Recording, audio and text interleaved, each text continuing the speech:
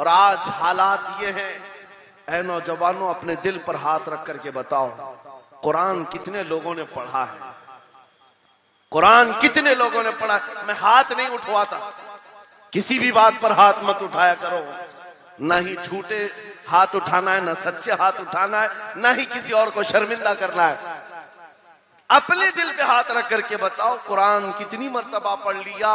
کیونکہ قرآن پاک بہت سارے لوگ یہ سمجھتے ہیں مدرسے میں بچپن میں ایک بار پڑھ لیا تو اس کا ہدیہ ہو گیا، ختم ہو گیا ہے، اب اس کے بعد پھر ہماری میت پہ ہی پڑھا جائے گا، اسی لیے تو قرآن کے علوم سے ناواقف ہو گئے۔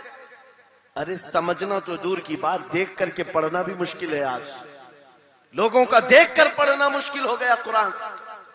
تمہارے پاس بہت ساری کتابیں نہیں ہیں، بہت سارے گرنتھ نہیں، بہت سارے وید نہیں ہیں جن کا شمار ہی نہیں ہے، تمہارے پاس اونلی ون، ایک کتاب قرآن پاک، ایسی محفوظ کتاب جس کے بارے میں اللہ تعالیٰ خود فرماتا ہے سورہ قمر میں وَلَقَدْ يَسَّرْنَا الْقُرْآنَ لِلذِّكْرِ فَهَلْ مِن مُدَّكِرٍ، ہم نے قرآن کو یاد کرنے کے لیے آسان بنایا ہے کوئی یاد کرنے والا؟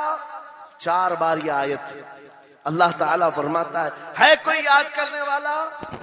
اللہ جب فرما رہا ہے قرآن آسان ہے تو کون کہتا ہے یہ مشکل ہے؟ ہم نے خود اپنے ہاتھوں تباہی کو دعوت دی ہے۔ درس قرآن کو اگر ہم نے نہ بھلایا ہوتا، یہ زمانے نے زمانہ نہ دکھایا ہوتا، وہ زمانے میں معزز تھے، مسلمان ہو کر آج ہم خار ہوئے ہیں، تاریخ قرآن ہو کر آج ہم چھوڑے بیٹھے ہوئے ہیں۔ قرآن عظیم کو چھوڑ کر بیٹھنا کتنی بڑی گمراہی ہے۔ آج حالات ایسے آ گئے کہ قرآن کو بدلنے کی باتیں ہونے لگ گئی۔ کیوں؟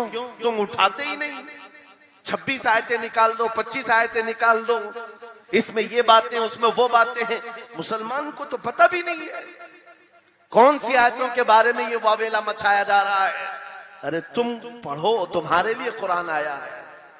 یہ جتنی بھی کانفرنسیں ہیں، میں سمجھتا ہوں اس کے بدلے ہر جگہ صبح و شام قرآن پڑھنے اور پڑھانے کا انتظام ہو جائے، اس طرح کے ہزاروں جلسوں سے وہ افضل ہے۔ بے شک، کیونکہ یہ میں نہیں کہہ رہا ہوں، میرے آقا فرماتے ہیں خیرکم من تعلم القرآن وعلمہ، تم میں سے سب سے بہترین آدمی وہ ہے جو قرآن سیکھے اور دوسرے کو سکھائے۔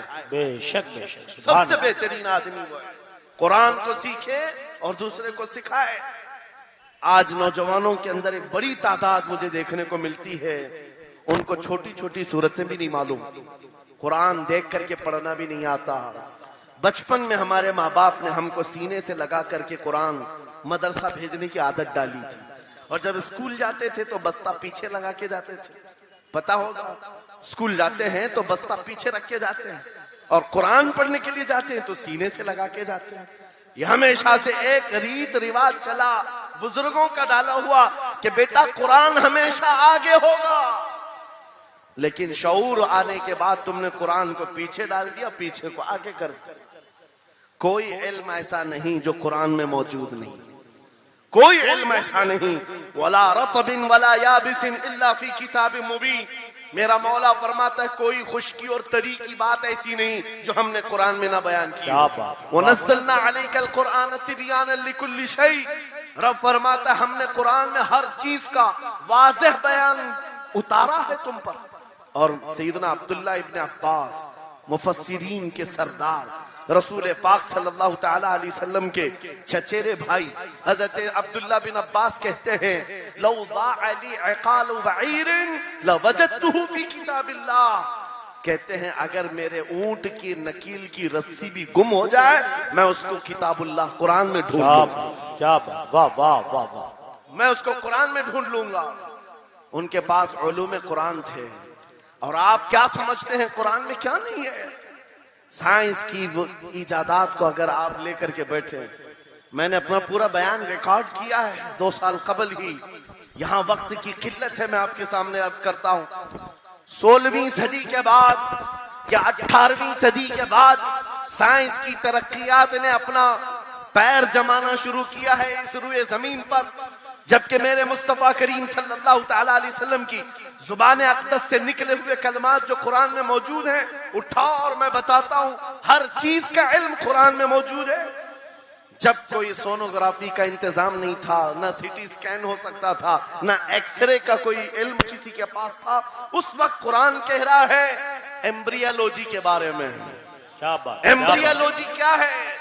بچہ پیدا ہونے کی جو اس کے نشو نما کی جو مدت ہوتی ہے، کس طرح پیٹ میں بچے کی تخلیق ہوتی ہے، قرآن میں مولا فرماتا ہے ثم جعلناه نطفة في قرار مكين ثم خلقنا النطفة علقة فخلقنا العلقة مضغة فخلقنا المضغة عظاما فكسونا العظام لحما ثم انشأناه خلقا آخر فتبارك الله احسن الخالقين۔ مولا فرماتا ہے ہم نے نطفے سے علقہ بنایا۔ نطفہ کیا ہے؟ سپم کا وہ ایک قطرہ جو مرد کے ذریعے سے عورت کے رحم میں جاتا ہے، اس کے بچے کی تھیلی میں جاتا ہے، ایک نطفہ، ایک بوند، جس کو نطفہ کہا گیا ہے۔ مولا فرماتا ہے ہم نے نطفے سے علقہ بنایا۔ علقہ کس کو کہتے ہیں؟ سائنس میں پڑھنے والے اگر اسٹوڈنٹس ہوں تو سمجھ جائیں۔ اگر کوئی میڈیکل سائنس کا کوئی اسٹوڈنٹ ہے تو اسے معلوم ہونا چاہیے ایمبریالوجی میں چپچپا ہوا چنگم جو ہوتا ہے اس کو علقہ کہتے ہیں عربی میں۔ اور آج سائنس یہ کہتی ہے کہ پہلے باپ کے نطفے کے ایک قطرے سے ایک چھوٹا سا خون کا ٹکڑا بنتا ہے جو چپچپا ہوتا ہے، پھر اس کے بعد ایک گوشت کا ٹکڑا ہوتا ہے، پھر اس کے بعد اس میں ہڈیاں بنتی ہیں، پھر اس کے بعد اس پر چمڑیاں آتی ہیں، پھر اس کے بعد اس کی آنکھیں، ساری چیزیں بن جاتی ہیں۔ یہ پروسیس ہے 9 مہینے ماں کے پیٹ میں، اور ہر ایک کے ویکس گنے ہوئے ہیں۔ فرسٹ ویک میں کیا ہوتا ہے، سیکنڈ ویک میں کیا ہوتا ہے، تھرڈ ویک میں کیا ہوتا ہے، ایمبریالوجی کا پورا علم ہے۔ سائنس آج 21ویں صدی میں اس ایمبریالوجی کو تمہارے سامنے لا رہی ہے۔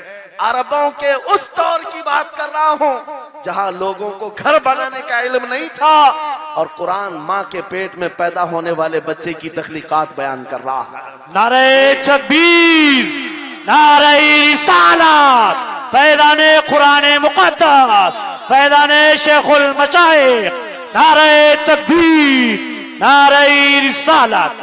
واہ واہ۔ مشہور سائنسدان ہے فرینک پریس نام سے، جس نے یہ تھیوری دنیا کو بتائی کہ ارضیات زمین کے اندر جو وسعت ہو رہی ہے، اور اس کے بعد اس نے کہا تھا، فرینک پریس نام کا انگریز مورخ اور انگریز سائنسدان نے کہتا ہے زمین جو ہے پانی کے اوپر ہے، اور